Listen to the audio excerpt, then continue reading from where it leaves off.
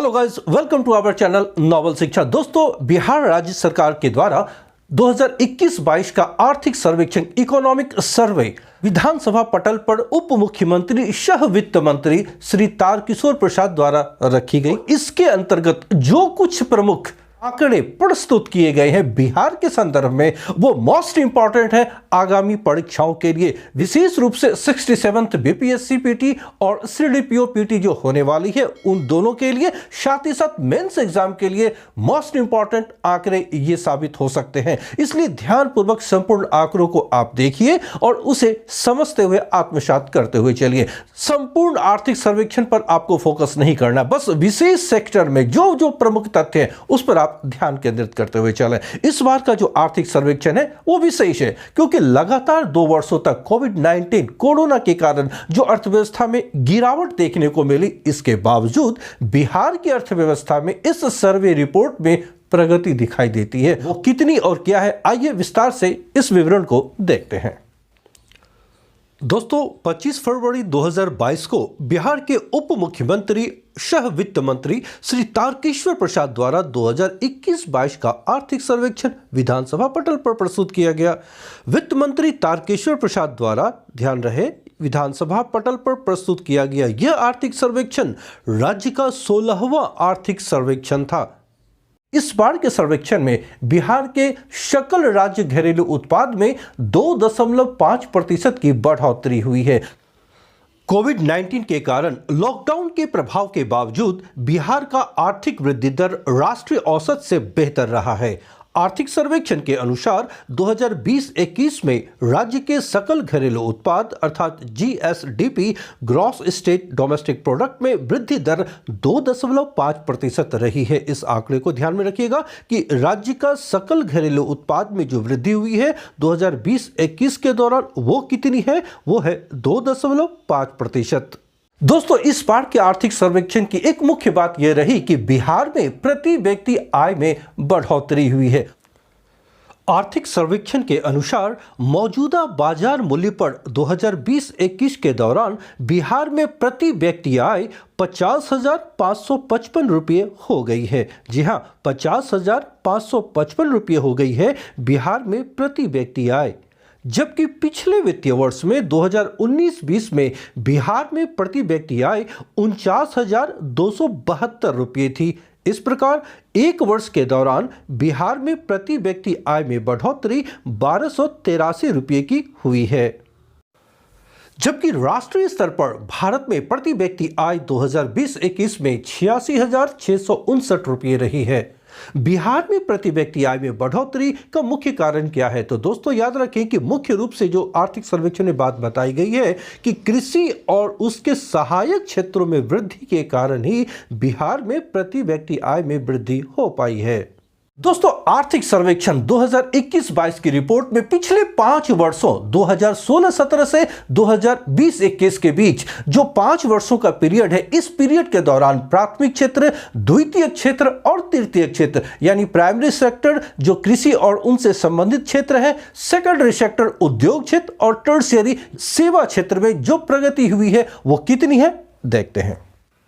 दोस्तों, जैसा कि मालूम है कि अर्थव्यवस्था में 3 मुख्य क्षेत्र होते हैं, प्राथमिक क्षेत्र, द्वितीय क्षेत्र और तृतीय क्षेत्र। अर्थात प्राथमिक क्षेत्र के अंतर्गत कृषि और उससे संबंधित, द्वितीय क्षेत्र में उद्योग और तृतीय क्षेत्र जो सर्विस सेक्टर है, जो सेवा क्षेत्र है। तो ये तीनों ही आंकड़े बेहद महत्वपूर्ण है। तो ध्यान रखें, प्राथमिक क्षेत्र यानी प्राइमरी सेक्टर में जो ग्रोथ दिखाई दी है 2016-17 से 2020-21 के दौरान वो 2.3% है। द्वितीय क्षेत्र जो सेकेंडरी सेक्टर है यानी उद्योग क्षेत्र में वृद्धि दर 4.8% की और तृतीय क्षेत्र टर्शियरी सेक्टर में यानी सेवा क्षेत्र सर्विस सेक्टर में यह वृद्धि दर 8.5% की है। तो इन तीनों आंकड़ों को अच्छी तरह आप ध्यान में रखें। दोस्तों, आर्थिक सर्वेक्षण बिहार में आर्थिक असमानता को भी व्यक्त करता है। इस बार बिहार के अंतर्गत प्रति व्यक्ति आय के मामले में पटना शीर्ष पर है, दूसरा स्थान बेगूसराय और तीसरे स्थान पर मुंगेर जिले मौजूद है। तो क्रम से 1 से 5 तक कौन कौन से जिले हैं, देखते हैं।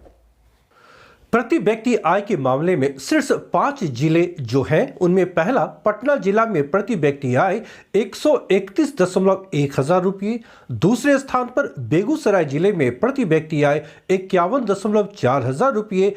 तीसरे स्थान पर मुंगेर जिले में प्रति व्यक्ति आय 44.3 हजार रुपये। चौथे भागलपुर में 41.8 हजार रुपये और पांचवा स्थान रोहतास का जहां प्रति व्यक्ति आय 35.8 हजार रुपये है। दोस्तों प्रथम 3 आप अच्छी तरह याद रखें, जैसे पटना, बेगूसराय और मुंगेर। प्रति व्यक्ति आय के मामले में बिहार में सबसे निचले पायदान पर जो जिले मौजूद हैं उनमें सबसे पहला शिवहर जिला है, जहां पर प्रति व्यक्ति आय न्यूनतम है। जी हां, बिहार का यह जिला प्रति व्यक्ति आय के मामले में सबसे कम, सबसे न्यून है, जो मात्र 19.6 हजार रुपये है। दूसरे स्थान पर अररिया, जहां प्रति व्यक्ति आय 20.6 हजार रुपये है। तीसरे स्थान पर सीतामढ़ी, चौथे पर पूर्वी चंपारण और पांचवें पर मधुबनी है, जहां प्रति व्यक्ति आय 22.6 हजार रुपये है। तो यहाँ भी प्रथम 3 को आप याद रखें जो न्यूनतम प्रति व्यक्ति आय वाले जिले हैं। दोस्तों बिहार में शहरीकरण के स्तर को भी यहाँ पर प्रस्तुत किया गया है और यहाँ भी विषमता दिखाई देती है। टॉप 3 डिस्ट्रिक्ट जो बिहार में है शहरीकरण के मामले में, तो पहले स्थान पर पटना जिला, दूसरे स्थान पर मुंगेर जिला और तीसरे स्थान पर नालंदा जिला है, जहां 25% से अधिक शहरीकरण हुआ है।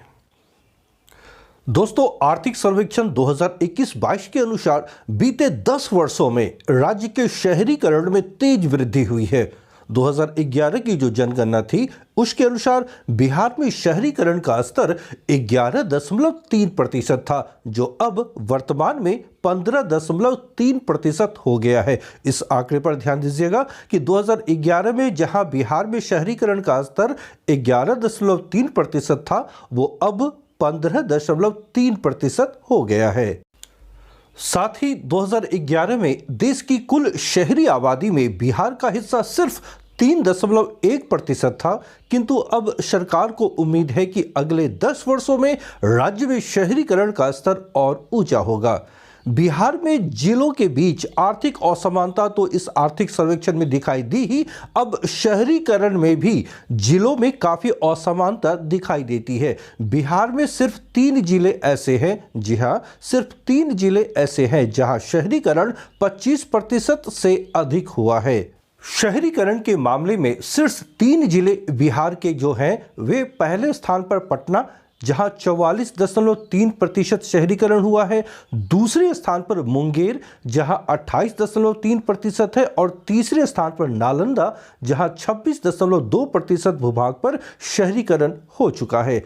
ध्यान रहे कि दक्षिण बिहार के जिलों में उत्तर बिहार की तुलना में शहरीकरण अधिक हुआ है। दोस्तों आर्थिक सर्वेक्षण के अनुसार अगले 1.5 दशक में बिहार में युवाओं की संख्या में बढ़ोतरी होगी, जबकि बच्चों की संख्या में कमी आएगी।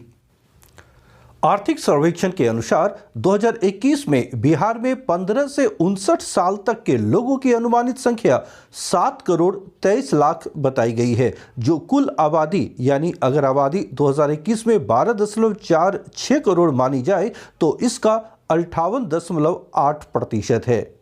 रिपोर्ट के अनुसार बिहार की जनसंख्या में 15 से 59 वर्ष के उम्र वालों की हिस्सेदारी में करीब 3% की बढ़ोतरी होगी वर्ष 2036 तक। याद रखिएगा 2036 तक इस आयु वर्ग में 3% बढ़ोतरी की संभावना व्यक्त की गई है। दोस्तों आर्थिक सर्वेक्षण में कहा गया है कि 2021 में बिहार की प्रजनन दर 3.2% थी, जो वर्ष 2036 तक घटकर 2.4% हो जाएगी। ये महत्वपूर्ण आंकड़े हैं, इसे आप ध्यान में रखेंगे। वहीं दूसरी ओर राष्ट्रीय स्तर पर 2021 में प्रजनन दर 2.1% थी, जो 2036 तक घटकर 1.7% हो जाएगी। इस प्रकार बिहार की प्रजनन दर में राष्ट्रीय स्तर से अधिक कमी आएगी। दोस्तों सर्वे में यह भी कहा गया है कि 2036 तक बिहार में 15 से 59 वर्ष के उम्र वालों की अनुमानित संख्या जो कुल संख्या होगी वो 9 करोड़ 18 लाख होगी। यह उस समय बिहार की कुल अनुमानित जनसंख्या 14 करोड़ 91 लाख का 61.4% होगा, जो एक बड़ा भाग होगा। दोस्तों, आर्थिक सर्वेक्षण के अनुसार बिहार में पहली बार बैंकों की साख जमा अनुपात में भी बढ़ोतरी हुई है। दोस्तों, बिहार में पहली बार बैंकों का साख जमा अनुपात अर्थात CDR, जिसे क्रेडिट डिपॉजिट रेशियो कहते हैं, 50% के पार हो गया है। 2021-22 के तृतीय तिमाही यानी 31 दिसंबर 2021 तक की रिपोर्ट के अनुसार बिहार का CDR 50.1% हो गया है। यह 2019-20 में 36.1% और फिर 2020-21 में 41.2% हो गया था। यह पहली बार है जब यह 50.1% हो गया है। संपूर्ण भारत के स्तर पर CDR 76.5% पहले थी, जो अब घटकर 71.7% रह गया है। ओके गाइज, ये कुछ प्रमुख रिपोर्ट थे जो आर्थिक सर्वेक्षण 2021-22 में प्रस्तुत किए गए हैं बिहार के संदर्भ में।